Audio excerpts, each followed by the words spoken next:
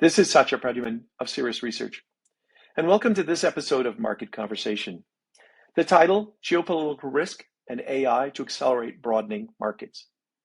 We hope you enjoy this episode.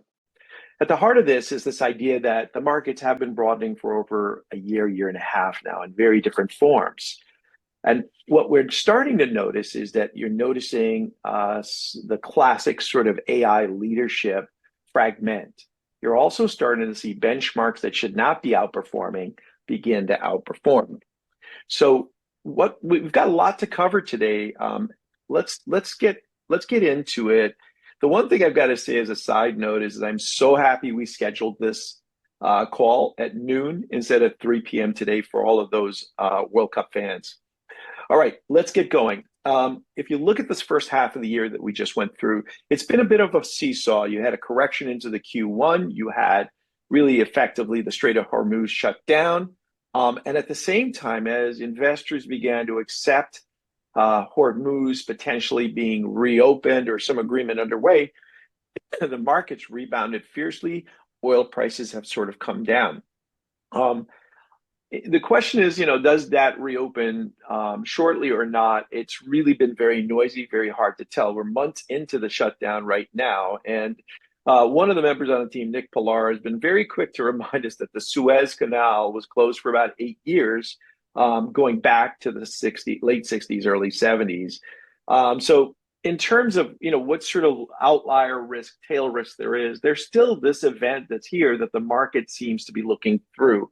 And for the most part, that's actually been correct. A lot of the focus globally has been about AI, and we're looking at various different threads of that that filter through into the markets.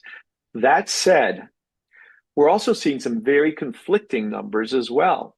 And in fact, what we have seen to date is the markets really continuing to broaden. In fact, if you go back the last couple of years, we saw Europe in 23 into 24 outperformed the US. That was effectively a non-AI trait. So the question is, what gives?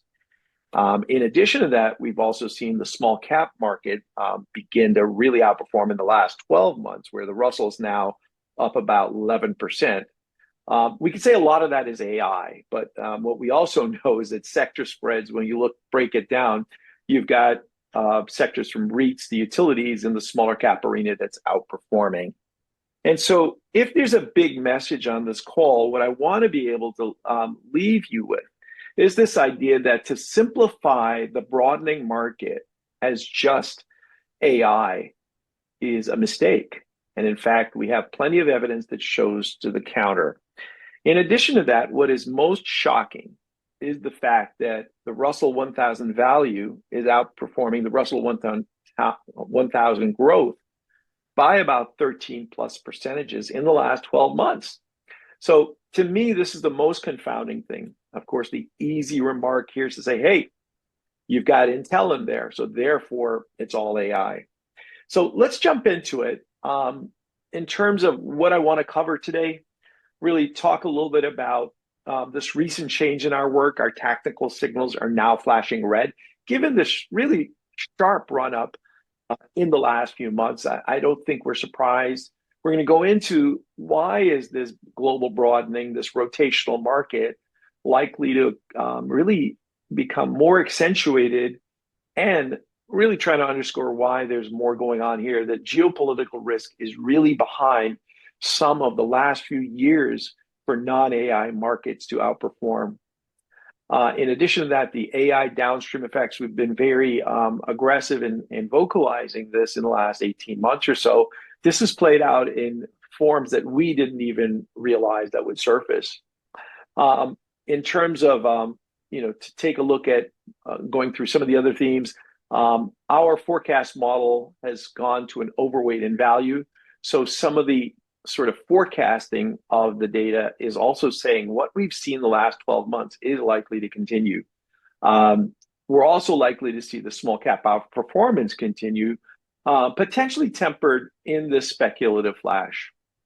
One subject we'll also cover is this idea on software. This migrating, in terms of the sell-off we've seen the last 12, 18 months in software, We think that we're now at some sort of a crossroad, that you're seeing a migration from just a pure AI disruption sell to a market where active investors are now looking to pick winners from the rest of the pack. And I think that's very promising. And then finally, some classic research in terms of linking historically these rotational markets that ties the smaller cap market, the emerging markets, and international at their hips versus the US mega cap cycles. So we'll go through some of that as well. Alrighty, why don't we jump into it? In terms of the risk measures and the tactical measures that we track, what we are seeing is the Cirrus risk score is now has just crossed over back into a speculative terrain. One standard deviation is our basic measure of the risk posture being unusually high. We've just crossed that. What we have seen historically is that this signal tends to be a contra signal. The idea that when people are terribly scared and this reading is very defensive, you're moving into your highest absolute return markets, and vice versa. As we get to well above speculative readings, we begin to go into a lower returns market. We also, importantly, tend to see much more volatility pick up and leadership or trending factors break down. Counter to this, in terms of factor performance, what we also see is valuation factors start to surface. They outperform and or potentially lose less ground depending on the market setting. And quality factors tend to become more stable. Bottom line, though, this reading is a shot over the bow that the game is afoot. That now what I've seen historically is that these readings tend to meander up to this range, and markets, as in most cases, they tend to overshoot. So this could be the sort of warning shot that as we go through the next couple months.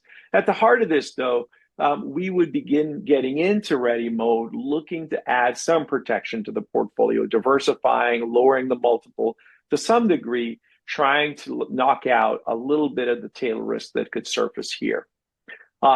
Coincident with this is our crowding model, which is a model that looks at the multiples of leadership stocks. And then when you look at large cap leadership today, it's over 50%, I would say, in technology. No surprise.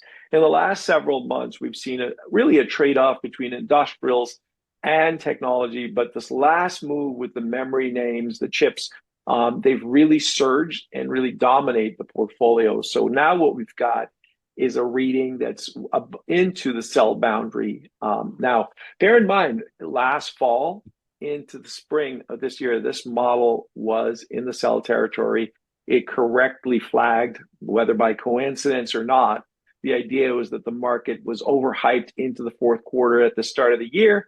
And as a result, we did see some retrenchment. And then as this settled into the spring, we also saw coincident the market start to ignore the risk of the Strait of Hormuz, oil prices rising higher, and the fallout into interest rates. So moral of the story, though, is that we've used this models for over a decade, and they've worked very well historically. When we see these signals get triggered like this, we start to take notice. It is really, maybe it's a call to get into ready mode, not necessarily, oh my gosh, and panic. In terms of follow through with factors and the like, very similar sort of CRX risk appetite readings, a chance to get defensive, trending factors break down, lower absolute returns surface. So no surprise there. What is interesting, though, is that if you take the small cap corollary to this, we are seeing also an inflated sort of multiple comparison with this within leadership of the small cap market. Now, what is different here is that this is equally shares of industrials as well. In fact, industrials in the last year or so had been a bigger portion of leadership in the smaller cap arena. Now, this makes a lot of sense because as investors are looking high and low to add AI exposure, if you're a large cap value manager, a small cap growth manager, you really couldn't chase after NVIDIA. And so what gives? at the end of the day, people started to look at the downstream effects and really double down on the needed infrastructure build out to get these AI tools up front and center to be able to commercialize the chips.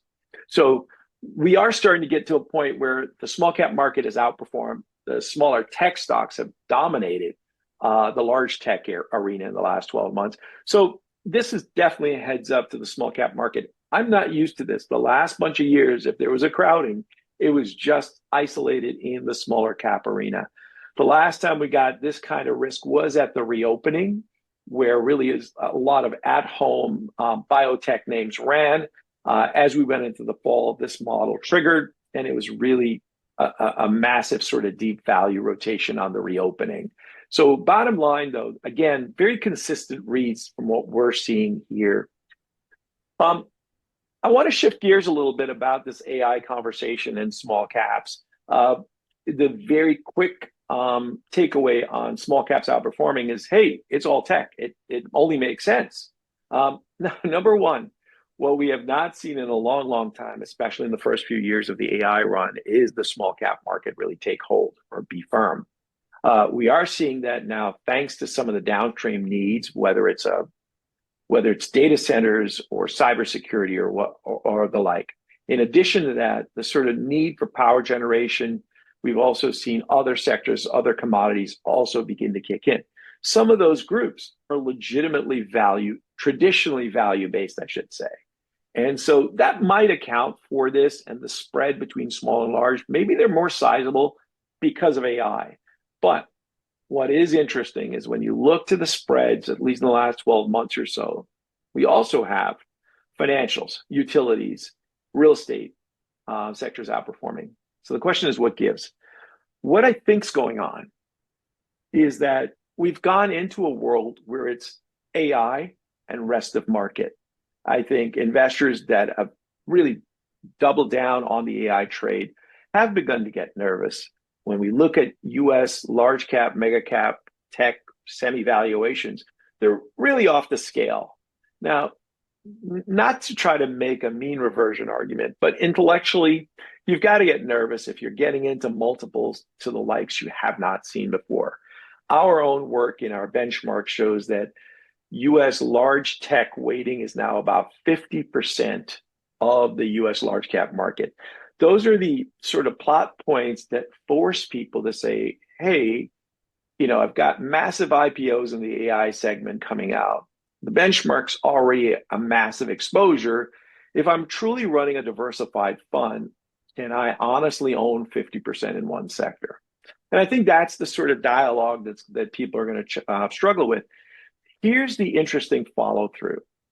If you still want to stay in the AI theme and you want to lower that large tech weighting, at the end of the day, it is so easy to scale into the mid and small when you think about downstream. But again, there's still an open question of why did all these other sectors seem to matter right now? And I think a lot of that is the fact that you've got asset allocators that are also looking at US large cap multiples versus overseas. Most international markets are at decade lows relative to the US large cap market. I've said before that the geopolitical risk that's abound right now, we have not seen this degree of fractious relationships. And at the end of the day, as much as there's more uncertainty, the dollar value of this risk is about margins, the idea that margin pressures are likely to increase. And so as a result, I would argue since 2024, we've started to see non-AI markets like a lot of Europe dominate and outperform the US. I think this broadening started about 2-3 years ago. It's now more front and center as smaller stocks are also participating. So this is a reality, and I do not think this starts to fade back to business as usual. Why? The fractious nature of the trading relationships we've got globally, are they getting better or are they getting worse than a year ago? Given the Strait of Hormuz situation and Ukraine, there's very little likelihood that any central banker, global portfolio manager, CIO feels more comfortable today about what could go wrong in the global trade relationship. So at the end of the day, the large US large mega cap, their margins have been pitch perfect, not just in tech land. And if you're likely to see some risk to these relationships and strain surface, margin risk is going to be abound. And so I believe that this case about the broadening is all AI doesn't hold up when you look more closely at it. Importantly, because these relationships are still fractured and potentially could get worse, we think that this nature of broadening is forcing investors to become more defensive. So this idea about the small cap market surfacing is really not because people love small cap. It's partly because, hey, I'm nervous about my AI bet that's all mega cap.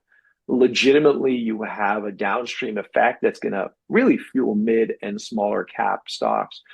One specific note about the mid cap space, they've sort of gotten a little lost in the shuffle in terms of performance. One super important thing is the level of crowding that we're seeing in large and small caps. They do not exist in the mid cap arena. And so I think that is potentially good news as markets continue to broaden. The mid cap space also offers a ton of liquidity relative to the small cap market. So, at the end of the day, I think this is underway and likely to become more accentuated, not fade. If we take now a look into the tech spending story, what you'll see is that the CapEx spending is massive. It's been accelerating. I don't think we're debating this. I think even if we've got this sort of crowded tactical signal, we've got a value overweight. At the end of the day, this is not 99 2000. Why? The spending fundamentally stopped and changed in 2000. A ton of money was thrown into the tech verticals. Part of it was driven from 1997 and with a simple request to please fix the date by 2000. Once that was done, I would think that CTO officers had really taken the money and done all the upgrades everywhere they could. And I think that's why on a dime by early 2000, we started to see a fraying of the internet run. In this instance, I think we're still in the early stages of the build out. I do think there's a lot of moving parts. The downstream effects are pretty massive. And as a result, we cannot be comfortable with this idea that if I own the Mag 7, that's my AI play. In fact, the margins on those names are going to start to suffer potentially if we continue to see the memory prices climb the way they have. This is a look at megatech, or effectively a lot of the hyperscalers versus large and mid-cap tech stock margins. And I keep coming back to this margin story because we can always say that some of these firms are a little cheaper because there was a correction. But when you're looking at 20, 30-year peaks in margins, something's got to be triggering a question about how sustainable are these margins? And so now what we're seeing, we've got about 2 years of evidence as to why and how the mega tech sort of margins are starting to tumble or slow. These are still magnificent numbers. They're great companies. It does come back to the old adage, though, that sometimes great companies make great stocks, and sometimes the opposite happens. So bottom line, though, the sort of semi-memory space, those areas are on a tear. Their margins, it's effectively free money. And that's going to proliferate through the system, not just in the tech channel, but into the consumer space as well, if you look at Apple's recent announcement. This is another way to think fundamentally about the potential for growth rates and margin risk. And it's hard to see. Whenever we put out a scatter plot, I kind of worry that we're going to lose the readers, but let me do my best. At the end of the day, on the x-axis are the forward earnings for year one, and the y-axis is the forward earnings for year two. If a reading is up in this area, what it's simply saying is that the firms have accelerating earnings, and if it's down here, they're decelerating. There are two boxes and groups in here. One is tech leadership, which are simply 10 of the best performing stocks in the last 12 months. We did not make it too complicated. So those are the sort of purple images. The the size of the image is reference to its strength and performance, and their performance have been massive this year if you look at the microns of the world. What you're noticing, though, is the blue bullets that are small, meaning lagging. Those are actually, we overlaid the Mag 7 in here. And what you'll notice is that the margins, the effective acceleration in earnings growth is no longer there. In fact, if anything, it's everywhere else. So bottom line, what this is now showing is it's in a way, it's a more of a micro version of what I just went through in terms of margin risk and how it's potentially been really well priced in.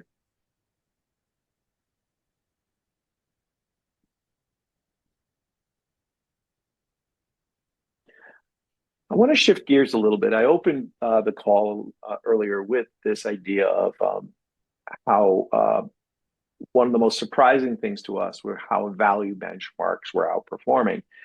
I think what's odd about this, even if I could say, look, Int'l is in the value benchmark, is that it's one thing to sort of post up competitive numbers, but it's another thing to just for growth, for value stocks to start to outperform. Now, you'll notice one thing in this bar chart.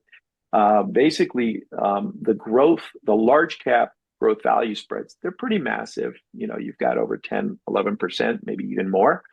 When we look into the smaller cap arena, that's not the case. Now, there's a lot of moving parts there, such as maybe in the smaller cap arena, there's definitely been more of an industrial run instead of chips that would not be in the value index. So there's some of that going on. The other thing that's super important is the multiple for small tech is nowhere as excessive. In fact, in small cap land, what's surprising to me is that industrial multiples are well above normal, and the smaller tech multiples are actually benign. So I think there's plenty of reason to see the growth value spread in smaller cap land remain benign. When we look at our growth value oscillator, it continues to paint an overweight in value. This is super important. This relative valuation of growth stocks here is actually one of the variables that go into our forecast model for value growth rotations.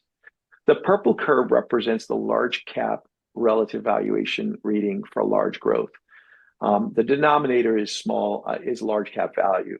And so you see a fairly healthy spread. If you go back to the year 2000, you'll see that this group traded peaked at about 3 standard deviations above normal to value stocks. Okay, so everyone loved the internet. And then if you get over to this current window, we're now at about 3 standard deviations above normal for large growth stocks. So at the heart of this is this idea, and I keep coming back to this, of it's really AI and everything else. And to some degree, it's not that folks are chasing smaller companies. Clearly, they're chasing AI downstream. But it could also be, I just need to hedge my valuation risk in this current moment in large growth. And so this, I think, presents the opportunity to see really an acceleration of the rotational market and the broadening. One side effect of a value-driven market is this idea that when you're in a more lower multiple market, it's more of a conservative buyer. Growth comparisons may be more flat, more benign. And as a result, you tend to see lower average returns. So maybe it's not chance that our stock bond allocation is now overweight fixed income. The idea here is that we know we've got rich multiples. We've also got rates on the longer side that are, they're starting to look a lot better than 20, 30 years ago. And as a result, the fixed income model is now, wholeheartedly overweight fixed income. I think when we get the tactical science to flash red, when we get growth stocks to price the way they have, and we have this sort of global sort of rotational aspect, I do think this stock bond allocation model is a sobering factor. it is, it's something that we've got to deal with. But all of these elements, whether it's the risk measures or the value rotation, they're all sort of pointing to lower average returns. So, we'll see. This model can swing fairly sharply.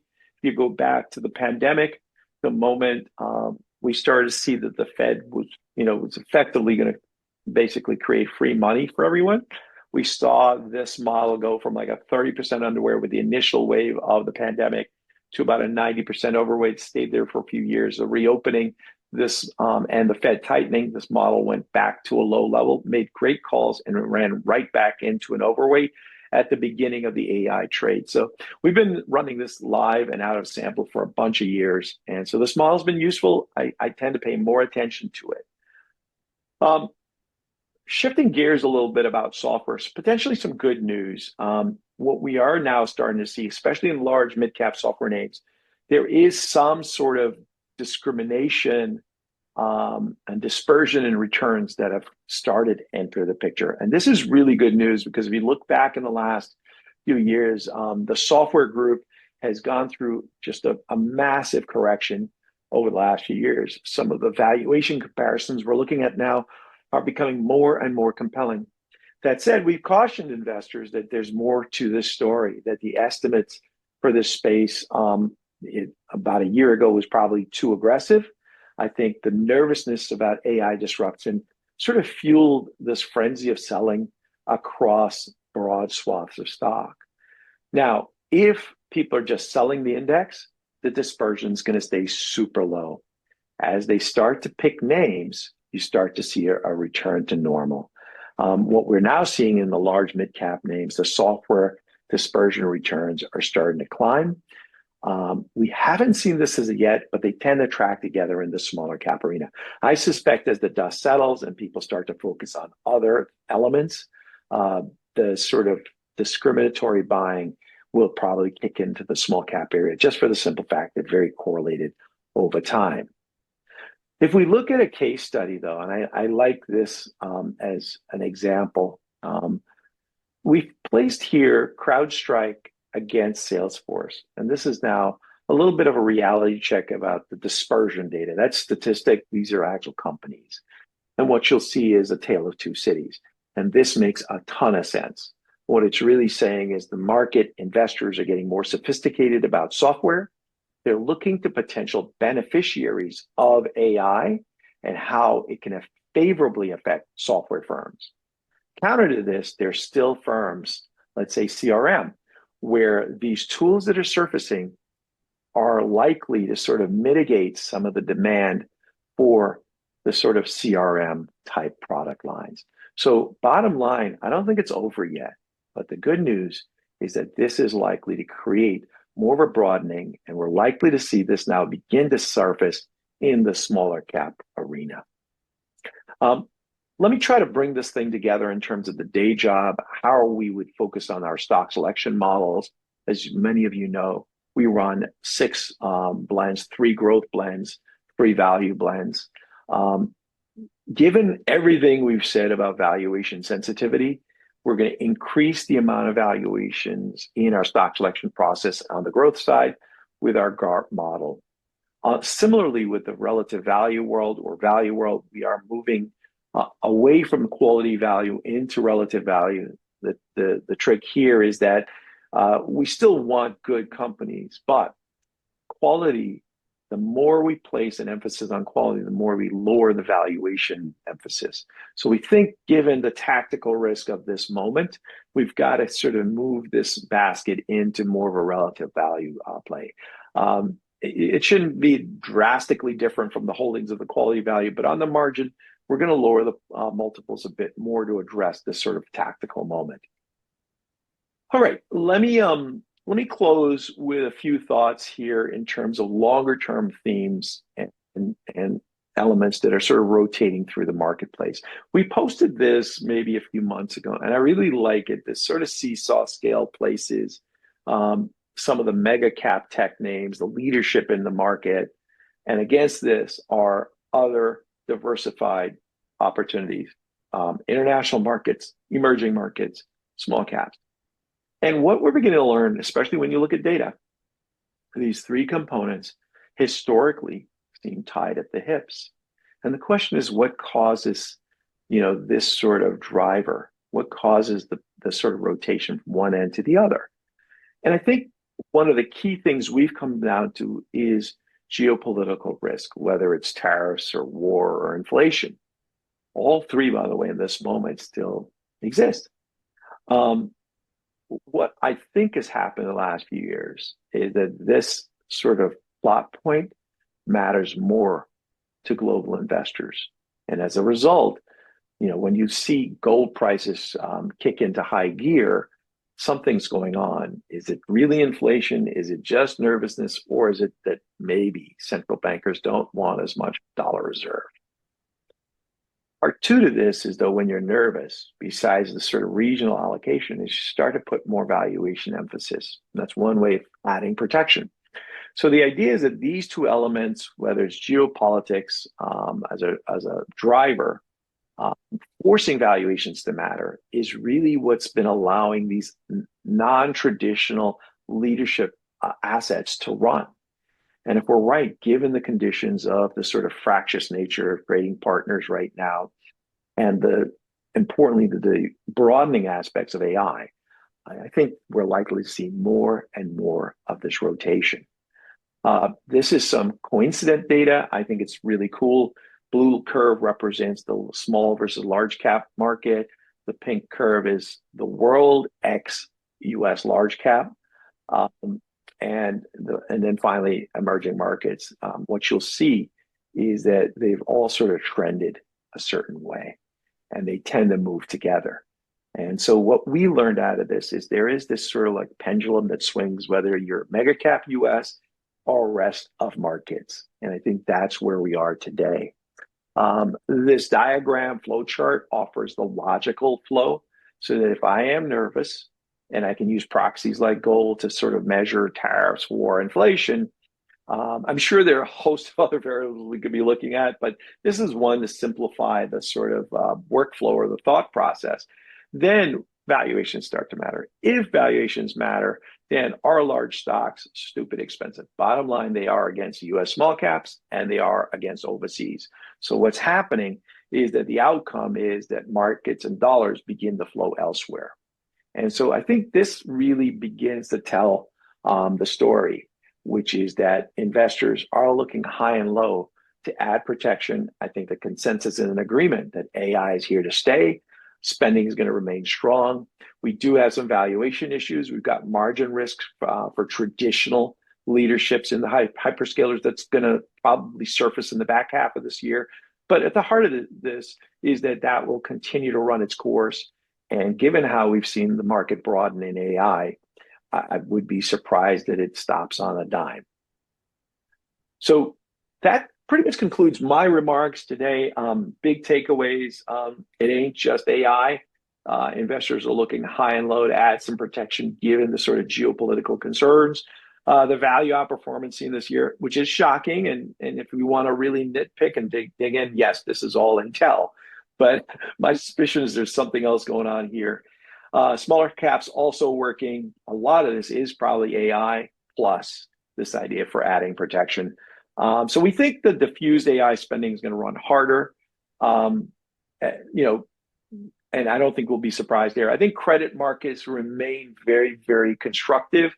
Given all the geopolitical risk, we've been a little surprised to see how it is. But I think globally, investors agree that we need to spend a ton of money on power generation, all the sort of food chain to these tools that are going to be surfacing. Gold to retrace its dominance. That's a bold statement. I am nowhere near the guy to talk about gold, but what we've seen in the last few years is gold really took off. We can oversimplify it as inflation. We could oversimplify it as money center banks looking to sort of diversify their dollar exposure. If you get your currency back, where's it going to go for holding? Possibly gold.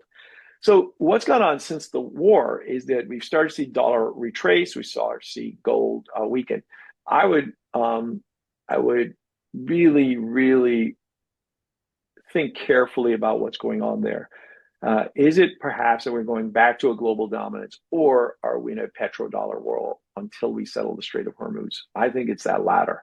And so if we do get to a point where there's some stability with the strait, we could easily see this fractious nature really also not only show up in terms of portfolios, but also in commodities. And then the other cautionary note here is that the tech margins, large tech margins, they're amazing. These are great companies, but we're looking at some crazy, crazy margin levels where input costs now are likely to increase given all the increasing costs of the food chain of AI. And then finally, to think about income strategies again, I know we've been in a growth world and a dividend growth world, but if our value oscillator is overweight, we also tend to want to increase the income strategies over dividend growth. Thank you for joining us in this episode of Market Conversation, and we look forward to taking your questions. Thank you.